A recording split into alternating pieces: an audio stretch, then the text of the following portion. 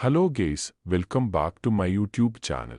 നിങ്ങൾ ഒരു science fiction monster cinema പ്രേമിയാണോ എങ്കിൽ തീർച്ചയായും കണ്ടിരിക്കേണ്ട ഒരു ചിത്രമാണ് പസഫിക് റിം. നിങ്ങൾ ഈ വീഡിയോ ആദ്യമായാണ് കാണുന്നതെങ്കിൽ ചാനൽ സബ്സ്ക്രൈബ് ചെയ്യുക, തൊട്ടടുത്തുള്ള ബെൽ ഐക്കോൺ എനേബിൾ ചെയ്യുക. ഒപ്പം വീഡിയോ എല്ലാവർക്കും ഷെയർ ചെയ്തു കൊടുക്കുക. ഈ സിനിമ നിങ്ങൾ കണ്ടവരാണെങ്കിൽ സിനിമയെക്കുറിച്ചുള്ള അഭിപ്രായം കമന്റ് ബോക്സിൽ രേഖപ്പെടുത്തുക. ഈ സിനിമ നിങ്ങൾ കണ്ടിട്ടില്ലെങ്കിൽ സിനിമയുടെ ലിങ്ക് ഡിസ്ക്രിപ്ഷൻ ബോക്സിൽ നൽകിയിട്ടുണ്ട്, തീർച്ചയായും കാണുക. ഇനി സിനിമയിലോട്ട് വരാം. 2013 ഗില്ലെർമോ ഡെൽ ടോറോ സംവിധാനം ചെയ്ത ഒരു അമേരിക്കൻ സയൻസ് ഫിക്ഷൻ മോൺസ്റ്റർ ചിത്രമാണ് പസഫിക് റിം. പസഫിക് റിം ഫ്രാഞ്ചൈസിയുടെ ആദ്യ ചിത്രമായ ഇതിൽ Charlie Hunnam, Idris Elba, Rinko Kikuchi, Charlie Day, Robert Kazinski, Max Martini, Ron Perlman എന്നിവർ അഭിനയിക്കുന്നു. ബീച്ചാമിന്റെ കഥയെ അടിസ്ഥാനമാക്കി ട്രാവിസ് ബീച്ചാമും ഡെൽ ടോറോയും ചേർന്നാണ് തിരക്കഥ എഴുതിയത്.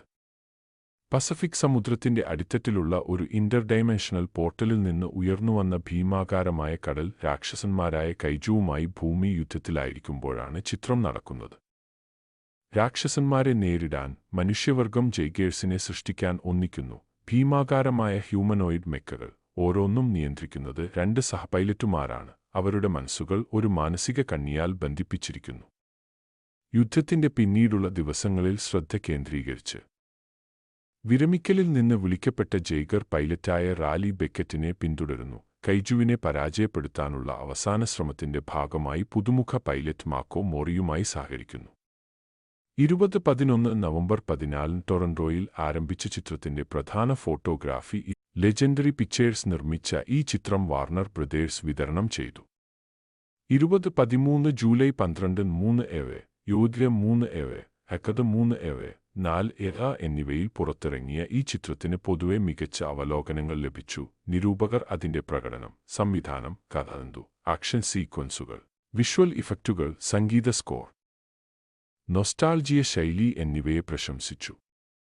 യുണൈറ്റഡ് സ്റ്റേറ്റ്സിലെ ബോക്സ് ഓഫീസിൽ ഇത് മോശം പ്രകടനം കാഴ്ചവെച്ചെങ്കിലും മറ്റു വിപണികളിൽ ഇത് വളരെ വിജയകരമായിരുന്നു. അങ്ങനെ ബോക്സ് ഓഫീസ് വിജയമായി. ലോകമെമ്പാടും ഇത് $411 മില്യൺ നേടി. ചൈനയിൽ മാത്രം $114 മില്യൺ നേടി. അതിന്റെ ഏറ്റവും വലിയ വിപണി ഡെൽ ടോറോയുടെ ഏറ്റവും വാണിജ്യപരമായി വിജയിച്ച ചിത്രമായി മാറി. കൈജു, മെച്ച, ആനിമേഷൻ മീഡിയ എന്നിവയ്ക്കുള്ള ആദരാഞ്ജലിയായി ഈ ചിത്രം കണക്കാക്കപ്പെടുന്നു.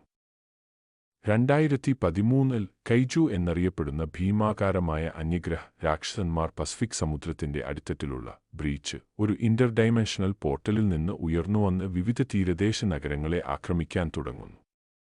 പ്രതികരണമായി മനുഷ്യത്വം ജെയ്ഗേഴ്സ് എന്നറിയപ്പെടുന്ന ഒരു വലിയ മെക്ക നിർമ്മിക്കുന്നു.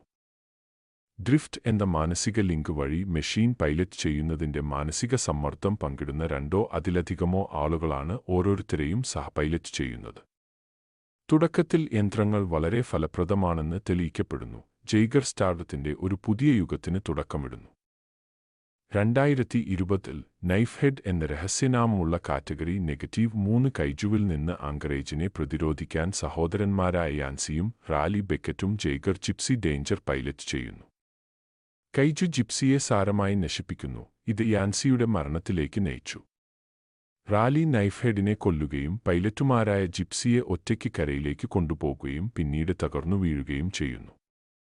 സഹോദരന്റെ നഷ്ടത്തിലും ജെയ്ഗറിനെ ഒറ്റയ്ക്ക് പൈലറ്റ് ചെയ്യുന്നതിന്റെ സമ്മർദ്ദത്തിലും പരിഭ്രാന്തരായ അദ്ദേഹം പ്രോഗ്രാം ഉപേക്ഷിക്കുന്നു.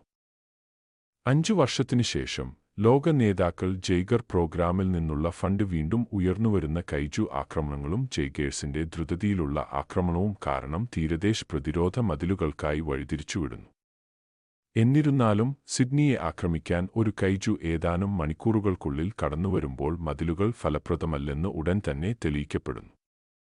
മുൻകാല പരാജയങ്ങൾക്കിടയിലും തന്ത്രപരമായ ആണവായുധം ഉപയോഗിച്ച് ബ്രീച്ച് നശിപ്പിക്കാൻ പദ്ധതിയിടുന്ന മാർഷൽ സ്റ്റാക്കർ പെന്തക്കോസ്റ്റിന്റെ കീഴിൽ ശേഷിക്കുന്ന ജെയ്ഗേഴ്സിനെ ഹോങ്കോങ്ങിലേക്ക് മാറ്റുന്നു. ഇപ്പോൾ മതിൽ നിർമ്മാണത്തിൽ പ്രവർത്തിക്കുന്ന റാലി ഹോങ്കോങ്ങിലെ ഓപ്പറേഷനായി പെന്തക്കോസ്റ്റ് നിയമിക്കുന്നു. അവിടെ ജെയ്ഗർ പുനഃസ്ഥാപന പരിപാടിയുടെ ഡയറക്ടർ മാക്കോ മോറിയെ അദ്ദേഹം കണ്ടുമുട്ടുന്നു. 4 ജെയ്ഗേഴ്സും അവശേഷിക്കുന്നു. പുതുക്കിയ Gypsy Danger, Russian Cherno Alpha, Chinese Crimson Typhoon, അച്ഛൻ മകൻ ജോഡികളായ ഹെർക്ക്, ചെക്ക് ഹാൻസൺ എന്നിവർ പൈലറ്റ് ചെയ്യുന്ന ഓസ്ട്രേലിയൻ സ്ട്രൈക്കർ യുറേക്ക റാലി ഒരു പുതിയ സഹപൈലറ്റിനെ അന്വേഷിക്കുകയും മാക്കോ അനുയോജ്യനാണെന്ന് കണ്ടെത്തുകയും ചെയ്യുന്നു. ജിപ്സി ഡേഞ്ചറിലെ അവരുടെ ആദ്യ പരീക്ഷണത്തിനിടെ ടോക്കിയോയിൽ നടന്ന കൈജു ആക്രമണത്തെക്കുറിച്ച് ഓർമ്മിക്കുന്നതിനിടയിൽ മാക്കോയ്ക്ക് അലൈൻമെന്റ് നഷ്ടപ്പെടുന്നു. ജിപ്സിയുടെ പ്ലാസ്മ പീരങ്കി ഡിസ്ചാർജ് ചെയ്യാൻ തുടങ്ങുകയും ഷാറ്റർഡോമിന് കേടുപാടുകൾ സംഭവിക്കുകയും ചെയ്യുന്നു. തൽഫലമായി പെന്തക്കോസ്റ്റ് മാക്കോയെ താൽക്കാലികമായി നിർത്തിവയ്ക്കുന്നു. റാലി പ്രതിഷേധിക്കുന്നു. കൈജു ആക്രമണത്തിൽ അവളുടെ മാതാപിതാക്കൾ മരിച്ചതിനുശേഷം താൻ അവളെ ദത്തെടുത്തതായി പെന്തക്കോസ്റ്റ് വിശദീകരിക്കുന്നു. കൈജു വിദഗ്ധരായ ന്യൂട്ടൺ ഗീസ്ലറെയും ഹെർമൻ ഗോട്ട്ലീബിനെയും പെന്തക്കോസ്റ്റ് ഉപദേശിക്കുന്നു. ബ്രീച്ച് സ്ഥിരത കൈവരിക്കുമ്പോൾ കൈജു ആക്രമണങ്ങൾ വർദ്ധിക്കുമെന്നും അത് അവരുടെ ആക്രമണത്തെ സഹായിക്കുമെന്നും ഹെർമൻ പറയുന്നു. പെന്തക്കോസ്റ്റിന്റെ ഉപദേശം അവഗണിച്ച് ന്യൂട്ടൺ കൈജുവിന്റെ തലച്ചോറുമായി നീങ്ങുന്നു. അവ ഭൂമിയുടെ കോളനിവൽക്കരണത്തിനായി ഒരു അന്യഗ്രഹ വംശമായ പ്രീകർസറുകൾ സൃഷ്ടിച്ച ജൈവായുധങ്ങളാണെന്ന് മനസ്സിലാക്കുന്നു. മറ്റൊരു കൈജു തലച്ചോറിനായി ബ്ലാക്ക് മാർക്കറ്റ് ഡീലർ ഹാനിബൽ ചൗവിനെ കണ്ടെത്താൻ പെന്തക്കോസ്റ്റ് ന്യൂട്ടനോട് പറയുന്നു. ഡ്രിഫ്റ്റിനിടെ തന്റെ ചിന്തകളിലേക്ക് തേനീച്ചക്കൂട് മനസ്സ് പ്രവേശിച്ചതായി ന്യൂട്ടൺ മനസ്സിലാക്കുന്നു.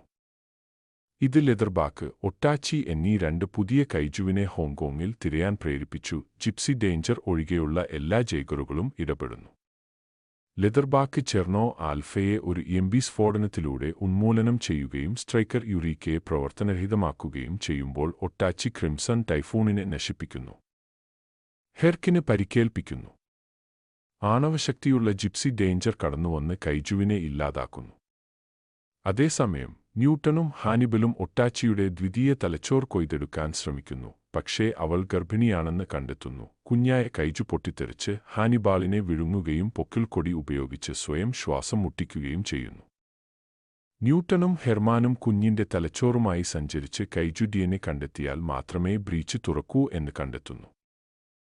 ഒരു യുവ മാക്കോയെ രക്ഷിക്കാൻ ഒന്നാം തലമുറയിലെ ജൈഗറിനെ പൈലറ്റ് ചെയ്തതിനുശേഷം തനിക്ക് റേഡിയേഷൻ വിഷബാധയുണ്ടെന്ന് പെന്തക്കോസ്റ്റ് റാലിയോട് വെളിപ്പെടുത്തുന്നു. അതിനുശേഷം അദ്ദേഹത്തിന് പൈലറ്റ് ചെയ്യാൻ കഴിഞ്ഞില്ല. ബ്രീച്ചിൽ രണ്ട് പുതിയ കൈജുവിനെ, സ്കണ്ണറെയും റൈജുവിനെയും കണ്ടെത്തുമ്പോൾ ജിപ്സിയും നന്നാക്കിയ സ്ട്രൈക്കർ അപ്രോച്ചും അവിടെ ആദ്യത്തെ കാറ്റഗറി നെഗറ്റീവ് 5 കൈജുവായ സ്ലാറ്റേൺ പ്രത്യക്ഷപ്പെടുന്നു. ജിപ്സി റൈജുവിനെ കൊല്ലുന്നു, പക്ഷേ കേടുപാടുകൾ സംഭവിക്കുന്നു. പെന്തക്കോസ്റ്റും ചക്കും അവരുടെ ന്യൂക്ലിയർ വാർഹെഡ് പൊട്ടിത്തെറിച്ച് സ്വയം ത്യാഗം ചെയ്യുന്നു. സ്കണ്ണറെ കൊല്ലുന്നു. ഇത് ജിപ്സിക്ക് സ്ലാറ്റേണിനെ പരാജയപ്പെടുത്താനും അതിന്റെ മൃതദേഹം ബ്രീച്ചിലേക്ക് കൊണ്ടുപോകാനും അനുവദിക്കുന്നു. റാലി ജിപ്സിയിൽ നിന്ന് മാക്കോയെ പുറത്താക്കുന്നു. ന്യൂക്ലിയർ റിയാക്ടറിന്റെ സ്വയം നശീകരണത്തിന് കാരണമാകുന്നു. സ്ഫോടനത്തിന് മുമ്പ് പുറത്തേക്ക് എറിയുന്നു. ബ്രീച്ച് അടയ്ക്കുന്നു.